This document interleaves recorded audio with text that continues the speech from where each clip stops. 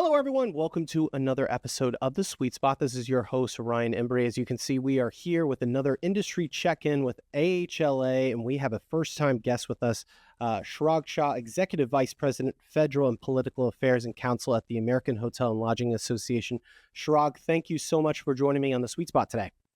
Yeah, absolutely. Thanks, Ryan. Appreciate you having me. Yeah. Well, welcome to the Sweet Spot. This is your first time. Before we get rolling, talk about some of the topics that AHLA and issues that AHLA is obviously advocating so ferociously for hoteliers all around the country. Maybe give us a little bit of background, your journey to AHLA, and give us maybe our Sweet Spot audience just a brief glimpse of the role that you do there. Sure. No, appreciate it. So I've been in the lodging industry lobbying on behalf of hotels and hoteliers for about a decade and some change, 12, 13 years.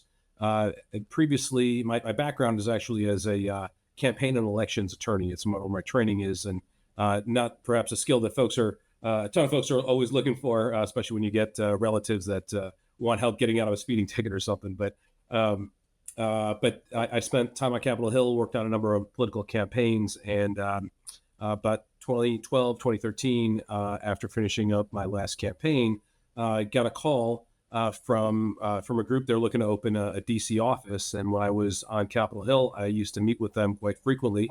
It was a group called AHLA, and they were looking to open their DC office, and it was great because I literally spoke the language that many hoteliers speak, and figuratively spoke the language of Washington, D.C. And so it was a great fit. And I came in and opened their D.C. shop and worked there for 8 years, and then came over to AHLA, and it has been fantastic to represent a lot of the same people, physically actually the same people, but also the industry. It's such a wonderful industry where hotels, everybody loves going to hotels. Most public officials don't fully understand what the hotel industry is all about, but they love talking about their travel experiences.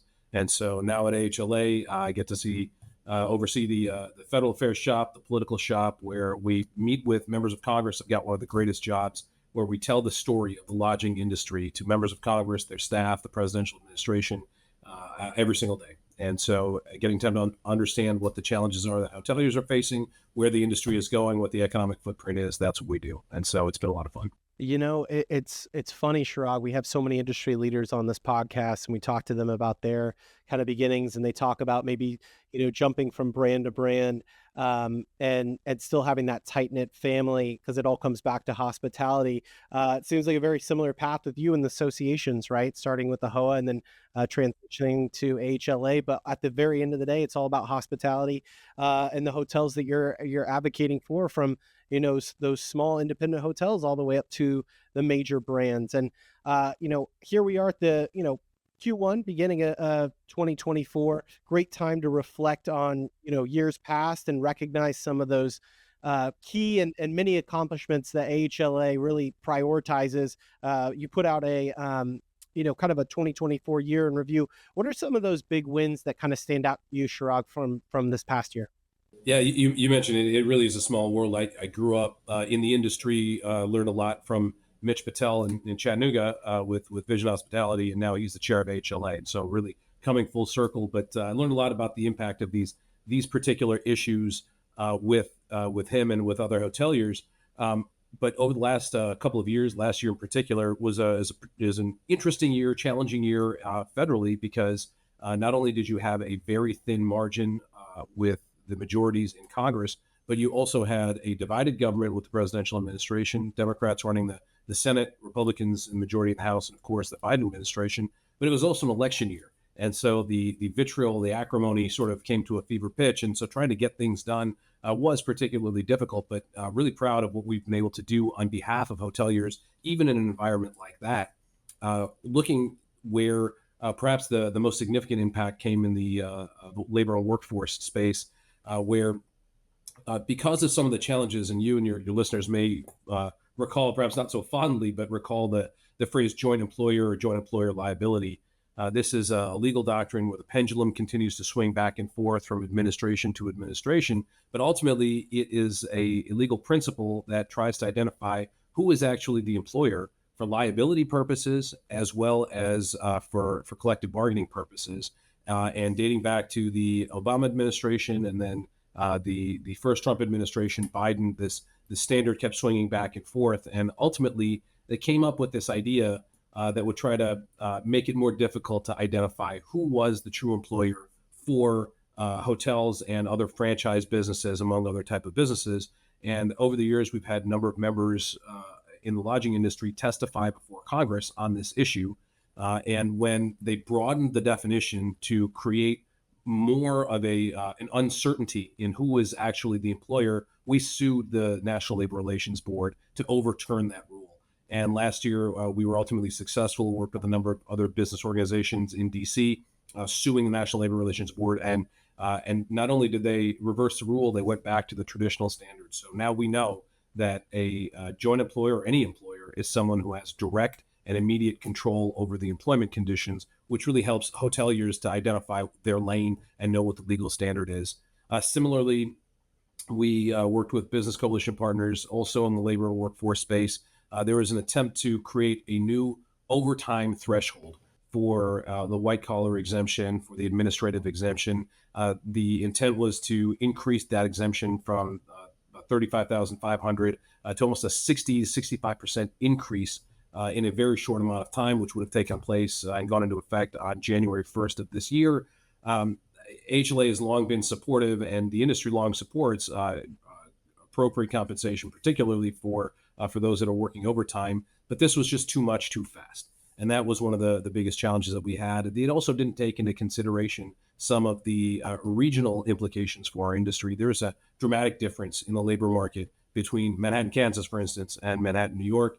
And that was something that we shared with the Department of Labor, as well as these automatic escalators that the rule would have put into place every 3 years, irrespective of market forces. And so, again, with a group of a coalition here in D.C., our team member of ours, Kat Fonda, ran that coalition. We successfully sued the Department of Labor, and they reverted back to the previous rules. So those were two areas. Because of the tight majorities in Congress, we ended up having to work through the legal system to make sure that our interests were heard. But other things as well, the federal per diem rate, working with the Biden administration to increase the federal per diem rate, not only on lodging, but also on meals and incidentals. It's about $100 million benefit to the industry. In the workforce space, we continue to see a huge challenge. Hoteliers are telling us every single day, there's just a gap they need to have. We have over 200,000 fewer employees than we did in 2019, 100,000 open jobs right now. And to be able to supplement those jobs with seasonal workers, we were able to increase the cap on H-2B visas and double that number. And then finally, there's a large discussion on so-called junk fees or resort fees. And the hotels were kind of caught up in this larger discussion, but we've been long prioritizing leveling the playing field and all-in pricing fee display. And we were able to get the Federal Trade Commission to understand our position and ultimately pass a rule that was consistent with that for the entire lodging ecosystem to have the same policy of all-in pricing up front. So a lot of key wins, even in a tough. Massive wins there, Chirag. And to be honest with you, you and your team have been doing a great effort, because each one of those topics and subjects that you talked about were certainly talked about and risen, key people talking about them in the public's limelight. We just saw that report. 65% of hoteliers still reporting staffing shortages right now. So anything that we can do to alleviate that and is it getting creative. The industry has done so much over the past couple of years to try to get creative, on the individual owner side. But anything that AHLA is advocating for to help with that certainly will help our industry as a whole. As we turn to 2025, I'd love to get some background insight, because here you are, our industry is so great, but there's no shortage in sometimes issues that we come across with it. How do you and your team kind of go about which issues you should tackle, prioritizing your time to make sure that some of those bigger issues are brought to the forefront? Yeah. So we have a wonderful industry, and folks do not have a shyness to share with us their opinions on what is Sure. affecting them, affecting their bottom line. So a lot of great ways that we're able to reach and meet with our members. And AHLA represents the entire swath of the industry, every segment from hotel owners and franchisees to management companies to brands to partner state associations, vendors and partners, and everybody in between, big, medium, and small portfolios. And so, wanting to make sure that we represent everybody within that larger picture is a key priority for us. And we meet certainly starting with our executive committee and our board of directors that represents each one of those segments. And then we have what is functionally our government affairs committee, which we refer to as our advocacy cabinet. We meet once a month, and for about the latter 6 months of the year, 5 months of the year, we look down the road to see, well, if this were to happen, and in last year's case, it was if the election were to go this way or if the election were to go that way, what do we anticipate will be the key issues that the industry should focus on? And so we do a lot of focus grouping and vetting of our primary issues, but also looking at what is going to be the economic impact that those issues will have on the bottom line for hoteliers across the country. What does that mean for our workforce? What does it mean for our guests and our associates? So with that, we looked at this year and said, well, what are the political realities as well? And once President Trump was reelected, once the Republicans gained a trifecta in the House and the Senate, we knew which way our priorities were going to go. Some of it was baked just by the calendar as well. At the end of, or in 2017, Congress passed the Tax Cuts and Jobs Act. And in order to make the budget numbers work, many of those provisions were set to expire at the end of 2025. And so if those provisions do not, if they're not extended, or if Congress doesn't renew them, then hoteliers could see anywhere between a 30 to 45, 50% tax hike just by doing nothing. And that is a huge concern that we have. And so working with congressional leaders on a process, which I won't bore you with, dealing with budget reconciliation, but making sure that our voices are heard to extend those key provisions, whether it's areas in the real estate space like the like-kind exchange, making sure that no one's trying to take that away or try to use that to pay for something else, making sure that we allow for bonus depreciation or 100% bonus depreciation to encourage capital investments at our hotel properties, as well as the small business deduction, section 199A of the tax code, which provides for a 20% deduction for small businesses. These are all economic drivers. They're job creators. They're engines of the economy. And so we're constantly meeting with members of Congress to ensure that they understand what this means for hoteliers. So working with our various groups, that's how that's informed. There are a few other issues as well, but tax, $4.5 trillion worth of tax priorities coming out at the gates, key priorities for us. I think it's so important to hear kind of, that background, to know the kind of what if scenarios and all the data that is making and causing these informed decisions that you and your team are advocating for, and also to show the fallout sometimes of whether something is, something is material or something fails. So, how can sweet spot listeners, maybe this is a hotel listener, you mentioned it before, and I think that's so important also to see that it's just not hotel owners, it's every aspect of hospitality that AHLA kind of, listens to as well as advocates for. How can any sweet spot listener get involved to support advocacy and the work that AHLA is doing? Yeah, absolutely. There's a couple of different ways. One, going to hotelsact.org and signing up to receive our information, going to AHLA.com and checking out all the news that we're putting out, as well as receiving our newsletter, Hotel Lobby. We put this out once a week, and we're informing our members of those key priorities that affect our industry. And so staying up to date in those ways is important, but also then taking action. From time to time, we will ask folks to take action, to send a letter to your public official. A lot of times those letters have the basis already drafted, so you can take a look and say, I understand this, and you can make changes. But ultimately, those letters go directly to your public officials that represent you. And hoteliers have such an outsized voice. Not only are you voters, but you're also those folks that employ others. And so your voice has a great deal of influence. And so that is one way. One of the other things that we do, and by all means would love to get in touch with anyone interested in, is we do these what we call heart of the house tours. and the best way for a public official to understand our business, because most of them don't fully appreciate the hotel industry, because while they may know the local restaurateur because they frequent those restaurants, they're not generally staying at hotels in their own communities. They're traveling elsewhere and they're going to those hotels. And so to build a relationship with those folks that represent you, whether it's at the State House, in the City Council, or in Congress, that's something that we can help to facilitate as well.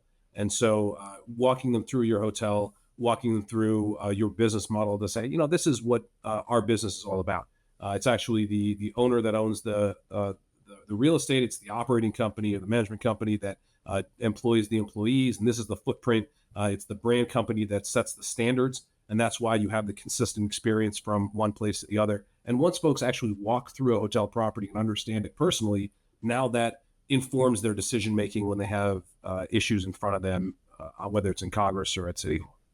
Yeah, no, that's a great point, and I think you're right. It gives a different perspective because at the end of the day, Shirag, we're all travelers at heart. We've all been to a hotel, but to understand the uniqueness of the hospitality industry, if you haven't been a part of it before, it's very different. It's very different from other industries. So, I think that's a brilliant idea that you and your team help and facilitate hoteliers to get a better understanding of everything that goes in play. And we saw that firsthand at the hospitality show. Both you and I had the pleasure of attending in San Antonio back at the end of 2024. Big trending topic, relationship between ownership and management, and where that stands today. Let me get kind of your thoughts as we wrap up here, just with like current state of the industry, what you think with that ownership management relationship. Yeah, the area that I think, and I refer a lot of folks, if folks are interested in delving deep into some of the numbers as well, is AHLA puts out our State of the Industry report every year, and we just did that in January, and it identifies key trends. And I think the best one that I like to look at is that there's been a shift towards normalization, as well as a new climate of stability. I think that's going to be helpful. We look at some of the data and we're still not fully recovered. To mention some of the workforce information, we're still not fully recovered from the pandemic, but we are also reaching and meeting new challenges as well. And so the trajectory will consistently be a challenge between owners and the challenges they face, as well as management companies and the challenges they face, just to reach back to where we were. And so optimistic that with some of the key data points, looking here at guest spending, we're going to hit another record high, which is always positive. We're looking at about $777 billion in 2025. Occupancy will hold at just north of 63%, which is just shy of the record at 66% in 2019. And ADR will tick up slightly to 162, which is just above the record set last year at 159. And so those trends, keeping a degree of stability, I think bodes really well for the ownership and management relationship. A degree of stability is particularly helpful there. And that will hopefully continue on throughout this year, as we will hopefully see some stimulus in the economy as well, based on the tax policy that we discussed. So stability and normalization, I think, are two key words there. Yeah, no, absolutely. I think you hear those numbers, our hotel audience gets really excited, but it's also about managing and operating efficiently and effectively to make sure bottom line works for you as well. So a lot of factors there, Shrag, certainly impacting hoteliers and hotel owners today. As we wrap up, what I love about AHLA, you mentioned it before, it's got a really close ear to the ground as far as hotelier sentiment out there. You have the hospitality show, regional events that you're out there, you're shaking hands, you're talking to hoteliers every day. What do you think the general outlook you would say for our industry is and over the next, let's say, 6 months? Yeah, no, I think that's great. I think folks are generally positive about where things are because of some of these patterns that we discussed, the normalization and a degree of stability looking forward to this year. There wasn't initially at the beginning of the year thoughts that there'd be significant shocks to the industry, and perhaps some optimism as well with the idea that there may be a shot in the arm with certain tax policies coming out of DC. I will say that what at the same time there is this idea of stability, and while revenue continues to increase, costs are increasing at twice the pace of revenues. And so those are definitely challenges. We're watching very closely what some of the activity is out of Washington, D.C., what the executive orders are from this administration, and where they may have impact on our industry. A lot of it, while there's all these sensational headlines that are coming out, we're watching to make sure that the reality actually meets the headline as well. So if there are no significant shocks, I think the optimism will continue. But it sort of is a wait and see approach, especially as a new administration settles in and certain global forces are taken into account as well.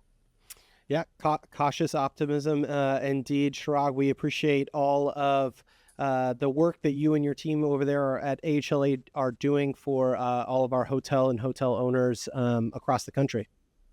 No, appreciate that. And I'll throw one last thing out at you is Sure. that our CEO, Rosanna Maeda, is doing a fantastic job. She'll be testifying for the House Education and Workforce Committee on Wednesday. And so we'll continue to drive this discussion about the importance of our industry with the highest levels of government. So hopefully your members will be able to tune in on that as well. But very grateful for the time today and looking forward to hearing from you again down the road. Awesome. Well, we appreciate the time. Thank you so much for joining the Sweet Spot, and thank you to our audience. We'll talk to you next time.